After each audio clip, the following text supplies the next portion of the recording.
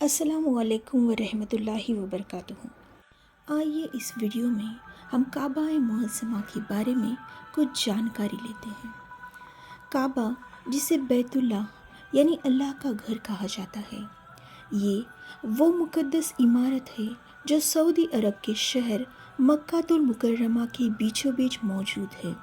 یہ صرف اینٹ اور گارے کی عمارت نہیں ہے، بلکہ دنیا بھر کے مسلمانوں کے دلوں کی دھڑکن ہے۔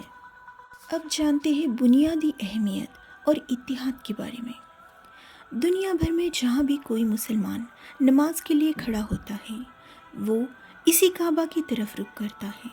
یہ کعبہ ہمیں بتاتا ہے کہ نسل، رنگ اور زبان کی مختلف ہوتے ہوئے بھی ہمارا ایمان اور ہماری منزل ایک ہے۔ یہ اتحاد کا وہ مرکز ہے جس کی مثال دنیا میں نہیں ملتی۔ حج اور عمرہ کے دوران لاکھوں عقیدت مند کعبہ کے گرد طواف کرتے ہیں۔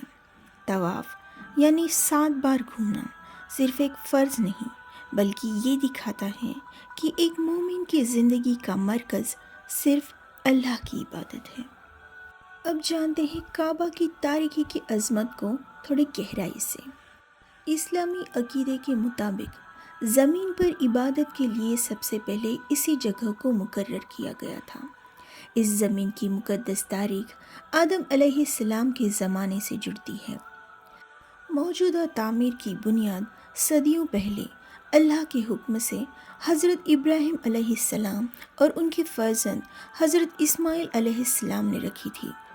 ہر مسلمان جب کعبہ کو دیکھتا ہے تو اسے ان 2 عظیم نبیوں کی قربانی اور توحید کی دعوت یاد آتی ہے۔ حضور صلی اللہ علیہ وسلم کی نبوت سے پہلے جب قریش کے قبیلوں نے کعبہ کی تعمیر دوبارہ کی تھی اور حجر اسود کو رکھنے پر خون خرابے کی نوبت آ گئی تھی، تب ہمارے نبی صلی اللہ علیہ وسلم نے اپنے عقل مندی اور انصاف سے جھگڑے کو ختم کیا۔ اس واقعے سے ظاہر ہوتا ہے کہ کعبہ کے ساتھ نبی صلی اللہ علیہ وسلم کا تعلق نبوت سے بھی پہلے کا ہے۔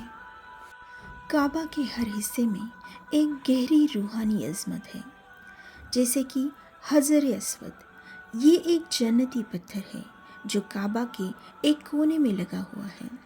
اسے چومنا یا اسے ہاتھ سے چھونا سنت ہے۔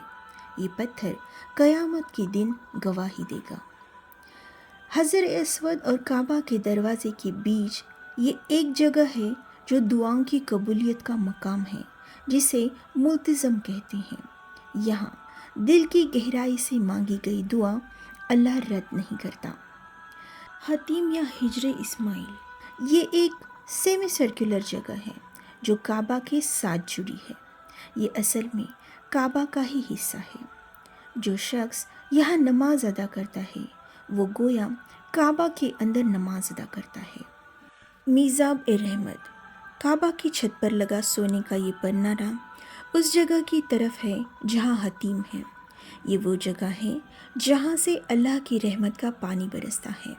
کعبہ صرف اینٹوں سے بنی ایک عمارت نہیں، بلکہ یہ اللہ کی توحید اور مسلمانوں کے اتفاق کا مرکز ہے۔ یہ ہمیں ہر حال میں اللہ کی طرف رخ کرنے اور قربانی دینے کا سبق دیتا ہے۔